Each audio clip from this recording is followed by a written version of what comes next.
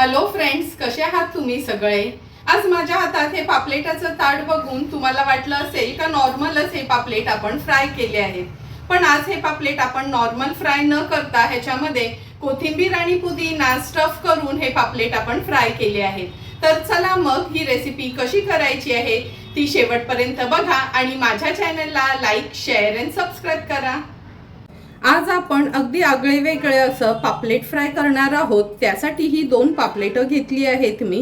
ह्याच्यामध्ये पुदिना आणि कोथिंबीर कशी स्टफ करून आपण हे पापलेट फ्राय करणार आहोत ते बघणार आहोत। तर चला मग सर्वात आधी मी हे पापलेट साफ करून घेते, नंतर रेसिपी बनवायला सुरुवात करूया।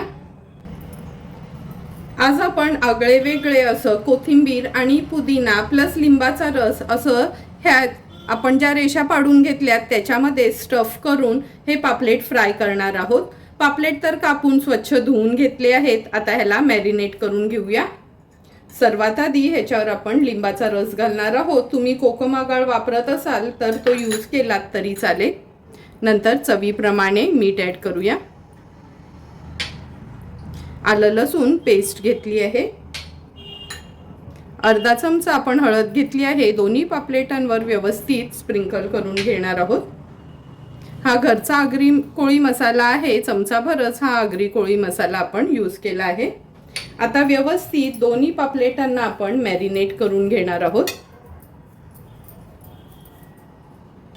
दोन्ही पापलेटांना व्यवस्थित मसाल्याने मॅरिनेट केला आहे। आता ही कोथिंबीर आणि पुदिना बारीक चिरून घेतला आहे तो आपण ॲड करूया। व्यवस्थित असा मिक्स करून घेणार आहोत।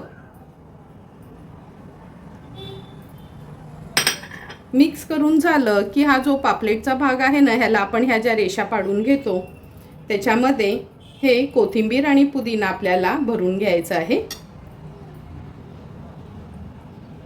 भरून झालं की आपण ह्याच्यामध्ये अर्धा चमचा किंवा पाव चमचा एवढा लिंबाचा रस घालणार आहोत। पुन्हा एकदा ही बघा, ही एक रेष पाडून घेतली आहे, त्याच्यामध्ये असं बोटांनी व्यवस्थित कोथिंबीर आणि पुदिना अशी स्टफ करून घ्यायची आहे। जेव्हा पापलेट तळलेला आपण खातो ना, अगदी सुंदर फ्लेवर लागतो। असं हे कोथिंबीर आणि पुदिना आपण त्याच्यात स्टफ केलाय त्याचा। पुन्हा त्याच्यामध्ये आणखीन लिंबाचा रस थोडासा घालून घेतला आहे।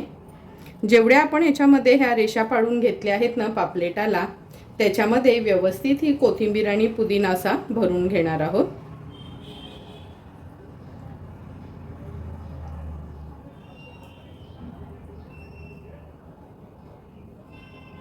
हे बघा, असं बोटाच्या साहाय्याने आत घातलं का ते कोथिंबीर आणि पुदिना व्यवस्थित आतमध्ये स्टफ होते। पुन्हा ह्याच्यामध्ये थोडासा लिंबाचा रस घालूया। आता ह्या शेवटच्या ह्याच्यात पण खाचेमध्ये तसंच मी कोथिंबीर आणि पुदिना स्टफ करून घेते।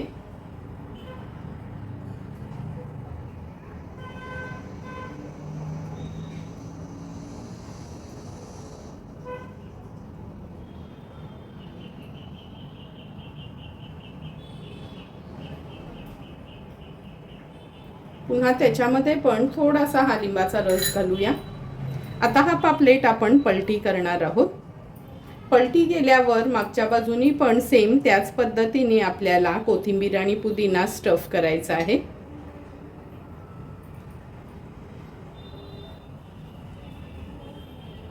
जेवढा त्याच्यात मावेल तेवढा आपण हा कोथिंबीर आणि पुदिना ह्याच्यामध्ये असा स्टफ करून घेतोय। हे बघा, बोटाच्या साहाय्याने अगदी इझिली आपण जे कर्वे पाडून घेतलेले ना त्याच्यामध्ये ही कोथिंबीर आणि पुदिना जातो।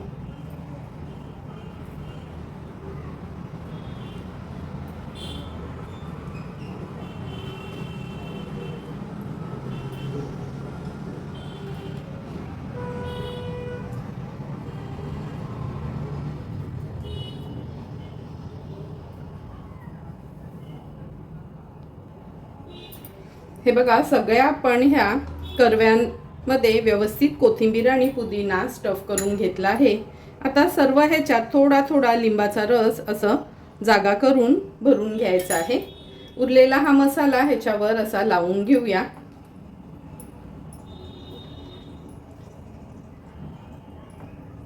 अशाच पद्धतीने ह्या पापलेटामध्ये पण आपण सेम कोथिंबीर आणि पुदिना स्टफ करून घेणार आहोत।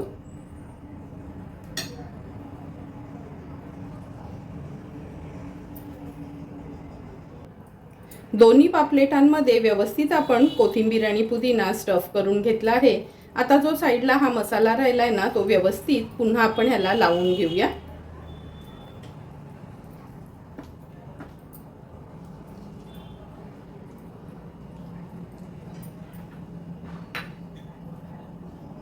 व्यवस्थित मसाला पुन्हा आपण दोन्ही पापलेटांना लावून घेतला आहे।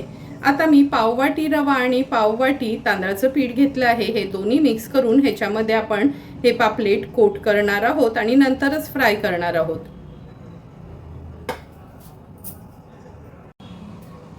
आता हा रवा आणि तांदळाचं पीठ व्यवस्थित मिक्स करून घेऊया।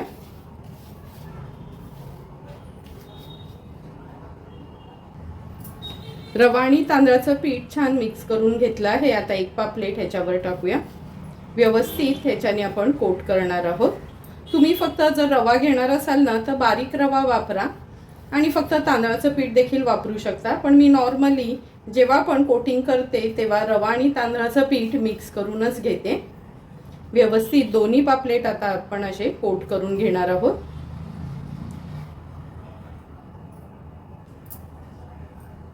हा बघा, हा एक पापलेट कोट करून झाला आहे। दुसरा पण त्याच पद्धतीने व्यवस्थित कोट करून घेते। दोन्ही पापलेट आपण रवा आणि तांदळाच्या पिठाने कोट करून घेतले आहेत। एका बाजूला तवा पण गरम झाला आहे। लगेचच हे पापलेट फ्राय करून घेणार आहोत। गॅसवर आपण हा तवा गरम करत ठेवला होता। 3 टेबलस्पून एवढं तेल घेणार आहोत। तेल पण तुम्ही बघू शकता छान गरम झालं आहे। आता एक एक करून पापलेट आपण तेलावर सोडूया।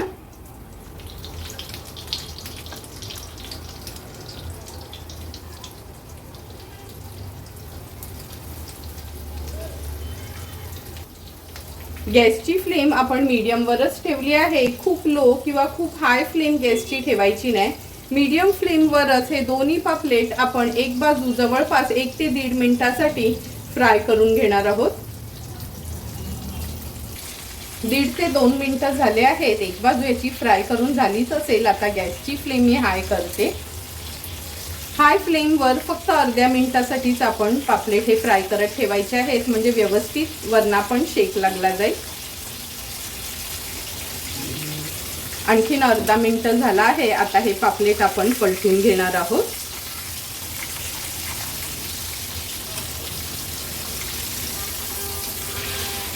तुम्ही बघू शकता दोन्ही पापलेट अगदी व्यवस्थित आपण पलटून घेतले आहेत। पुन्हा मागची बाजू आणखीन 1.5-2 मिनिटासाठी मीडियम फ्लेम वरच फ्राय करून घेणार आहोत। आणखीन 1-1.5 मिनिट झाला आहे। पुन्हा हे पापलेट पलटून घेऊया।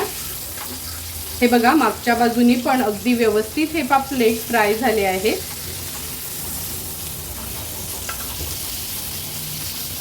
आता गॅसची फ्लेम स्विच ऑफ करते आणि हे फ्राय झालेले पापलेट आपण सर्विंग प्लेटमध्ये सर्व करणार आहोत।